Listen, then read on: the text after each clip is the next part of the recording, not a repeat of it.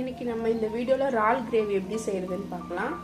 அதுக்கு medium size வெங்காயம் 4 cut பண்ணி வச்சுருக்கேன் பொடியாக, 3 மீடியம் சைஸ் தக்காளி பொடியாக கட் பண்ணி வச்சுருக்கேன், கருவேப்பிலை கொத்தமல்லி எடுத்து வச்சுருக்கேன், 2 டேபிள் ஸ்பூன் இஞ்சி பூண்டு விழுது எடுத்து வச்சுருக்கேன், 2 பச்சை மிளகா, 2 முருங்கைக்காய் கட் பண்ணி வச்சுருக்கேன், 1 கிலோ இறால் நல்லா சுத்தமாக க்ளீன் பண்ணி எடுத்து வச்சுருக்கேன். இப்போ எப்படி செய்கிறதுன்னு பார்க்கலாம் வாங்க. இப்போ ஒரு கடாய் வச்சு கடாய் நல்லா காஞ்சது எண்ணெய் சேர்த்துக்கலாம். எண்ணெய் நல்லா காஞ்சிச்சு. 1/2 ஸ்பூன் கடுகு சேர்த்துக்கிறேன், ஒரு 1/4 ஸ்பூன் சீரகம் சேர்த்துக்கிறேன்,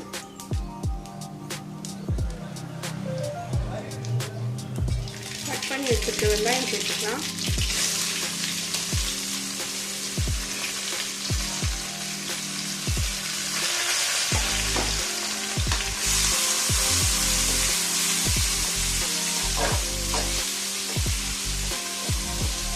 வெங்காயம் நல்லா கண்ணாடி பதம் வர அளவுக்கு வதக்கிக்கலாம். நம்ம இப்போ பச்சை மிளகாய் சேர்த்துக்கலாம், கருவேப்பிலையும் சேர்த்துக்கலாம், கட் பண்ணி எடுத்துக்க கொத்தமல்லி சேர்த்துக்கிறேன். நம்ம எண்ணெயிலே அப்படியே சேர்த்தோம்னா ஈரமாக இருக்கும்ல கருவேப்பிலை, அதனால் தண்ணி தெறிக்கும். அதனால் நம்ம வெங்காயம் சேர்க்கும் போது நம்மளுக்கு தெறிக்காது. அதனால தான் வெங்காயம் போட்டுட்டு நம்ம கருவேப்பிலை கொத்தமல்லி சேர்க்குறோம்.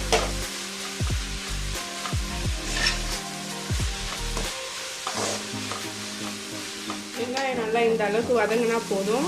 இப்போ இந்த ஸ்டேஜில் நம்ம 2 டேபிள் ஸ்பூன் இஞ்சி பூண்டு எடுத்து வச்சுருக்கேன், இதை சேர்த்துக்கிறேன்.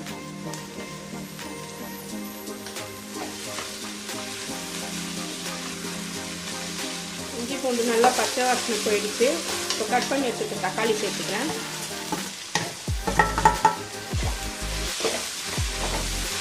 தக்காளி நல்லா சீக்கிரமாக வதங்கிறதுக்காக உப்பு சேர்த்துக்கிறேன்.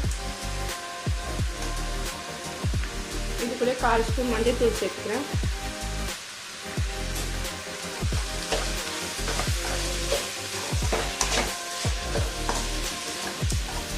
தக்காளி நல்லா சாஃப்டாக வர அளவுக்கு வதக்கிக்கலாம்.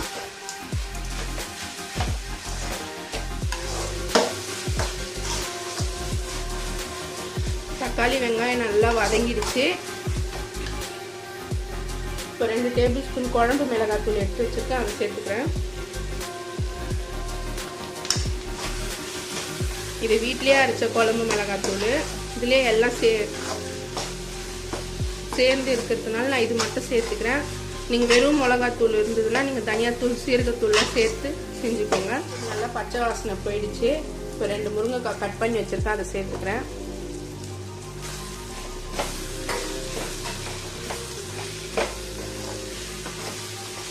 இப்போ இது கூட நம்ம இறாலும் சேர்த்துக்கலாம்.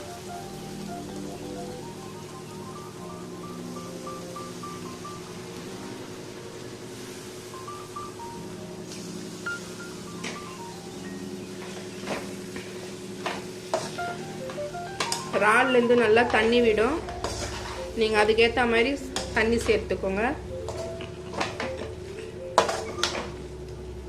இந்த மசாலாவோட சேர்த்து ஒரு 5 நிமிஷம் நல்லா மிக்ஸ் பண்ணி விட்டுடலாம். அப்போ தான் நல்லா உப்பு காரம்லாம் இறங்கும்.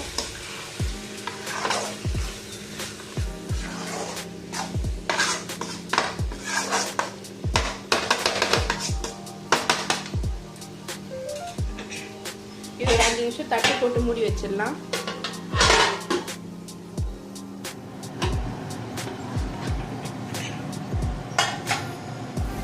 இறால்லேருந்து நம்மளுக்கு இந்த அளவுக்கு தண்ணி கிடச்சிருக்கு. நான் அதனால் ஒரு 1/2 டம்ளர் தண்ணி ஒண்டி சேர்த்துக்கிறேன்.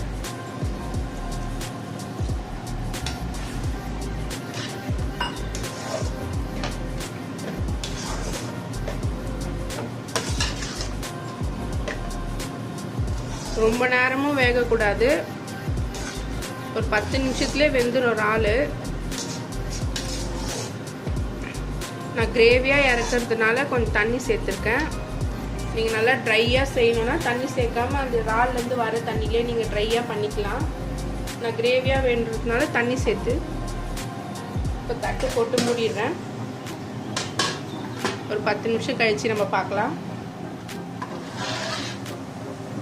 நம்ம இந்த மாதிரி இடையில கலந்து கொடுத்துக்கலாம். தண்ணி கொஞ்சமாக சேர்த்து இருக்கிறதுனால அடி பிடிக்கும். இன்னொரு 5 நிமிஷத்தில் ரெடி ஆகிடும்.